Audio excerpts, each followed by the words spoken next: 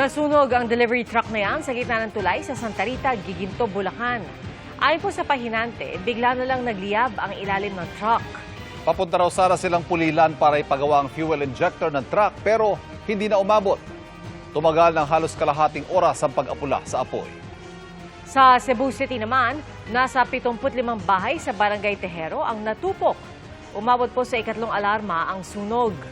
Nananatili ngayon sa evacuation center ang mga nasunugan. Inaalam pa ang pinagmulan ng apoy.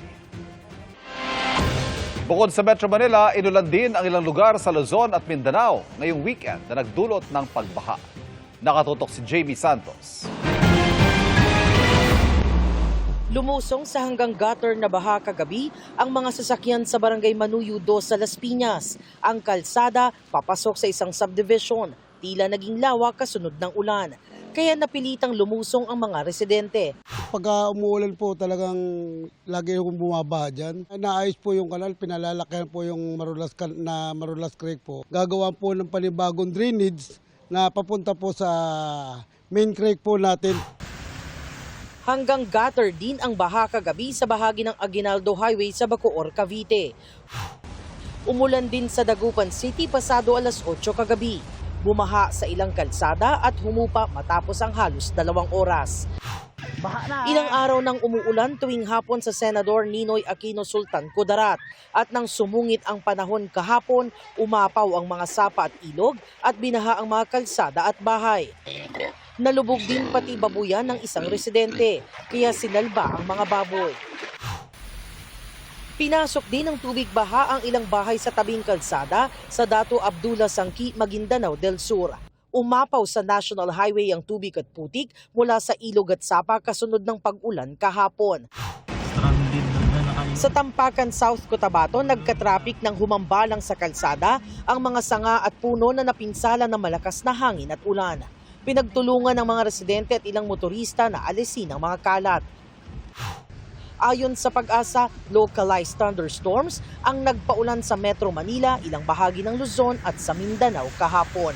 Jamie Santos, nakatutok, 24 oras. Isang araw bago ang inaasahang pag-convene ng Senado bilang impeachment court, nagmisa at nagrally ang ilang grupo na nananawagang ituloy na ang impeachment trial ni Vice President Sara Duterte.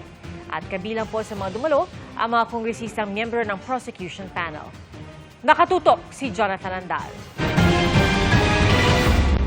Isang araw bagong inaasahang pag-convene ng Senado bilang impeachment court, sama-samang dumalo sa misa sa EDSA Shrine ng ilang kongresistang miyembro ng prosecution panel, sina Representatives Leila De Lima, Joel Chua at Lawrence Defensor. Humingi po kami ng pagbabasbas para tulungan kami, to give us guidance, to give us strength, to give us wisdom, to prosecute the respondent and to seek for her conviction para managot talaga siya. Sa kanyang homily, nagpaalala si Novaliches Bishop Teodoro Bacani sa mga senador na maglingkod sa bayan at hindi sa isang tao lang, kahit pag gaano ito kapopular, lalo na kapag nakita na ang mga ebidensya. Makonsyensya naman kayo.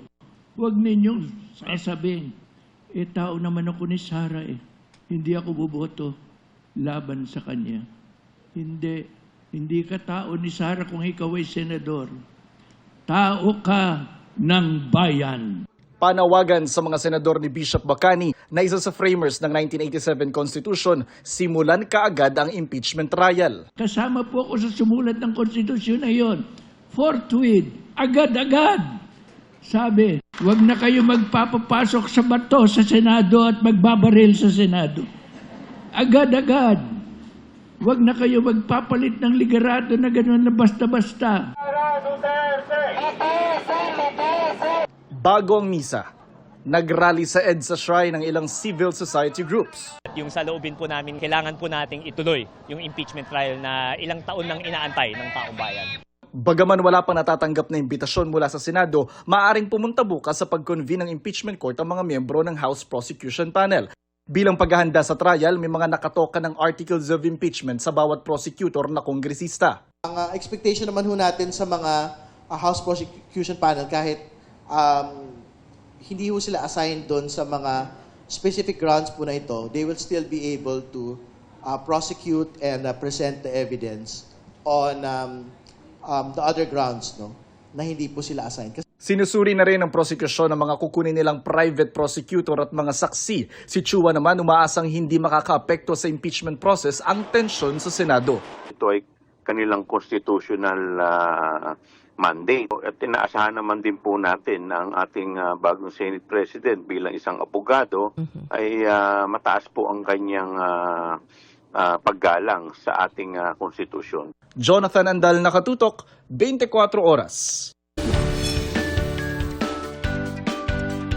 Sa mga naghahanap ng activities pag weekend, may bagong mapapasyalan sa Quezon Memorial Circle. Yan ang skate park na pasok sa competition standards. We can do this sa pagtutok ni Katrina Son. Sa mga hanap ay active lifestyle, may mga dagdag na mapaglilibangan sa Quezon Memorial Circle, gaya ng kanilang bagong tennis court. May tennis court po tayo, may 2 court po tayo na bagong bukas din po ngayon. Ang registration namin ay through email po namin, email ng QMC at quezoncity.gov.ph po. Mag-email po kayo doon, and then kung po siya, pwede rin kayong walk-in. Kung bakante po yung court, pwede kayong maglaro kaagad. Pati na ang skate park na binuksan nitong May 7 mula sa ramps, rails at mga obstacle na swak sa beginners at professionals. Pasok sa competition standard ang skate park ayon sa QMC administration. Nuksan po ito, ma'am, para magkaroon ng ligtas, maayos at inclusive na recreational facilities. Para ma-develop din natin yung sports na ito, mukhang may potentials po tayo ito sa international. May mga bantay rin para masigurong ligtas ang maglalaro.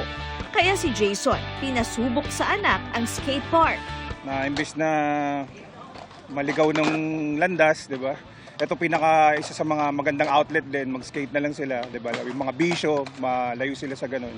Enjoy rin ng ibang kabataan. Nakakaiwas din po pag cellphone. Marami po magiging kaibigan na mga bagong skater.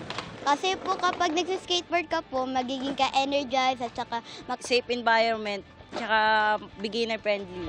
Patok din ang skate park sa mga young at heart. Gaya ng 53 anyos na si Kiray Asyodche. Pag hindi ka nag-skateboard, katulad namin, tinamaan ako ng sakit sa puso. Kaya nag-exercise na ako rin ngayon. Ang 65 anyos na si Alfonso Malagonio, nagpakitang gilas din sa rampa ng skate park. Panahon na yun, ang mga nag-skateboard, medyo may kaya, mayaman. Kasi wala pang nakakabili ng board yun. So hanggang 70s hanggang 2026, yan, 2026, lalaro pa rin ako. Bukas ang skate park araw-araw mula 8 a.m. hanggang 5 p.m. Katrina Son, Nakatutok, 24 Oras.